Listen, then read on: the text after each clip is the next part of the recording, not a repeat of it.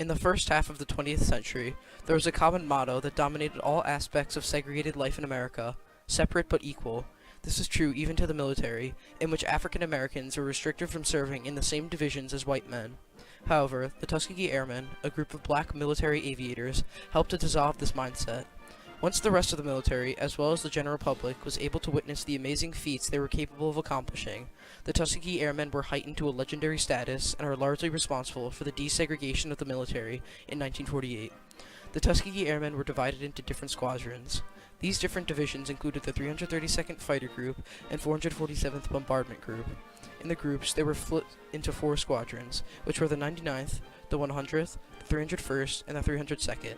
There were 996 pilots in all. These squadrons acted as escorts and had the lowest fatalities of all escort groups. The goal of the 332nd Fighter Group and 447th as a whole was to escort other planes. The standard issue planes, the P-40 Warhawk, the P-39 Airacobra, and the P-51 Thunderbolt, had red designs on the back, hence the name Red Tails. The Tuskegee Airmen were one of the most influential and successful divisions of the United States Army.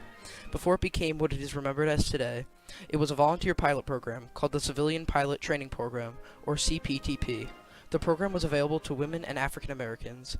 It trained 16,000 people who served as air controllers, bombardiers, flight instructors, pilots, radio technicians, and weather forecasters. Prior to the Tuskegee Airmen, African Americans had had roles in the military dating all the way back to the Revolutionary War.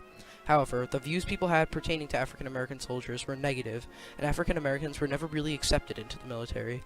In World War II, African Americans were purposefully given lesser roles and less equipment, as they were believed to be inferior to white people and were discriminated against. One of the most influential and notable figures to take part in the Tuskegee experiment, as it was called, was Charles Alfred Anderson.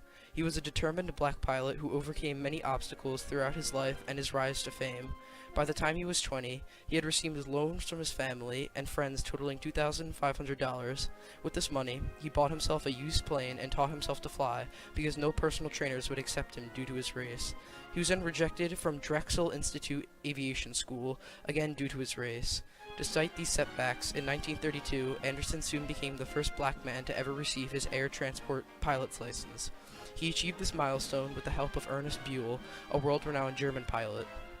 Once Anderson mastered aviation, he worked with New Jersey physician Albert E. Forsyth to raise awareness and publicize the field of black aviation. They worked together to break records and bring attention to the mistreatment and misunderstanding African Americans face in the field of aviation.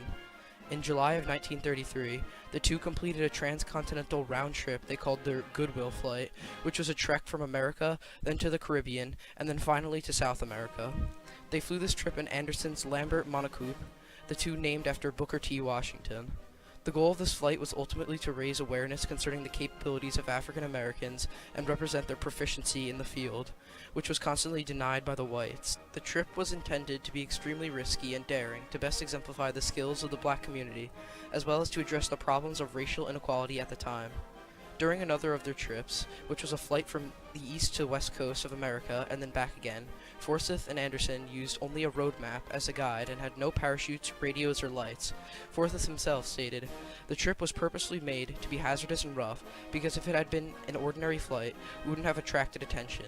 Throughout their trip, there were heavy rains and strong winds. Despite this, the two managed to complete the flight to become the first two black Americans to do so. Anderson also worked with Eleanor Roosevelt, one of the main advocates for the creation of the Tuskegee Airmen at the time. Eleanor Roosevelt requested to have Anderson take her up in a plane so she could understand the true skill of the black pilots that were being denied of military positions. He flew her to Tuskegee, where she would convince FDR to authorize the funding of the CPTP, which would soon grow to become the Tuskegee Airmen. By 1940, after years of commitment and dedication to the black aviation community that was growing in popularity due to his flights with Forsyth, Anderson was chosen to be the chief civilian flight instructor for the young CPTP. This is where he received his nickname, Chief.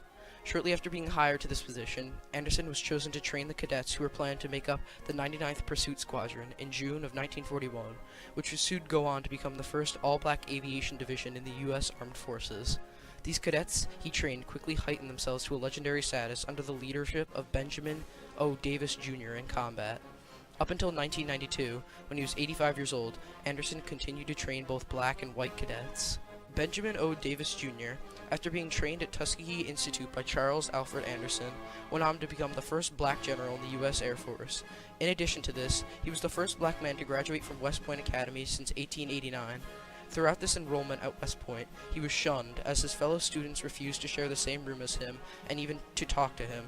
Nonetheless, he graduated 35th in his class of 276 in 1936. When Davis first enlisted to join the Air Force, he was rejected and assigned to an all-black infantry regiment in Fort Benning, Georgia.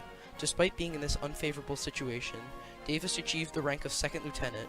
In 1942, as the Tuskegee experiment became increasingly prominent in the Air Force, Davis's original request to join the Air Force was approved, and he became the temporary commander of the 99th Pursuit Squadron. A year later, under the command of Davis, the 99th was moved to Tunisia, German-occupied Pantelleria, and then to participate in the invasion of Sicily.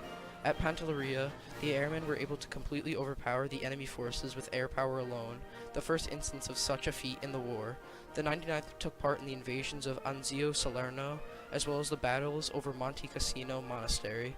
They shot down 18 enemy planes over Anzio, and shot down 36 planes in July a few months later. In September of 1943, Davis was sent back to America to aid in the creation of the 332nd Fighter Group, which would be a combination of the 99th and the new black recruits to create a much larger division. Once in America, however, Davis and the 99th Squadron were the subject of harsh criticisms. Officers from primarily the Senior Army Air Corps filed complaints to the Army Chief of Staff, George Marshall. They urged for the 99th Squadron to be removed from combat duty. Major General Edwin House, the commander of the 12th Air Support Command, stated, "The Negro type has not the proper reflexes to make a first-class fighter pilot."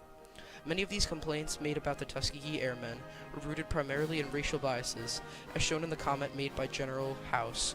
As customary, an investigation concerning the actions of the airmen in battle soon ensued. No evidence was found to hold the airmen responsible for anything they were previously accused of, and all cries of disagreement were quieted when they shot down 12 enemy planes in the course of just 2 days. Once back in combat, Davis was granted command of the 332nd Group. For his service leading this division, he was awarded with a Silver Star, a Distinguished Flying Cross, and a Distinguished Unit Citation. The 332nd Group flew 15,500 missions in Europe throughout the course of the war and received nearly 1,000 medals. After President Truman signed the Executive Order 9981 in 1948 to completely desegregate the military, Davis was one of the agents sent overseas to coordinate this. A third significant figure in the development of the Tuskegee Airmen and the advancement of black rights is William Hastie, who began his career in politics following his appointment to the position of civilian aide to Secretary of War. As the aide to the Secretary of War, William used his influence to change many of the racist policies in the Army and helped fuel multiple reforms in the armed forces. In addition, Hastie recognized many fundamental problems within the infrastructure of the armed forces that prevented African Americans from succeeding. For instance, William Hastie constantly made the point that, since African Americans weren't trained as well as their white counterparts, they were bound to perform more poorly in war. Prior to his appointment, African Americans were completely segregated from whites while training and in combat in the armed forces.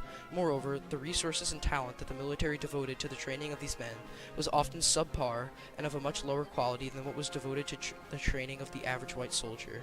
As an effect, the performance of these all-black units was usually poorer than white units, and white leaders within the government and the armed forces took advantage of this. Despite the clear lack of experience and time being devoted to all these black units, those in favor of preventing African Americans from participating in the armed forces argued that black failures were because of their race and not their clear disadvantages. William Hastie recognized this fundamental issue and, using his influence, managed to improve the training that black men received in the military and made the training of African Americans more of a focus in the armed forces. Furthermore, William Hastie not only fought over these general issues, but also made attacks on specific branches of the military, such as the Air Force, which had previously barred black men from joining completely. Using his power, William Hastie managed to bring the issue to Congress, which then promptly passed a bill in 1939 that allowed African Americans to join the Air Corps. For the remainder of his career, Hastie continued to argue and advocate for black rights until his retirement on January 6, 1943, and then later received the Spin Guard Medal from the NAACP the same year. Ultimately, the combined efforts of Charles Anderson, Benjamin Davis Jr., and William Hastie led to the desegregation of the military in 1948 with Executive Order 9981. This was a major achievement in pushing for the rights of blacks in America. The privileges of being an American belong to those brave enough to fight for them. Benjamin O. Davis Jr.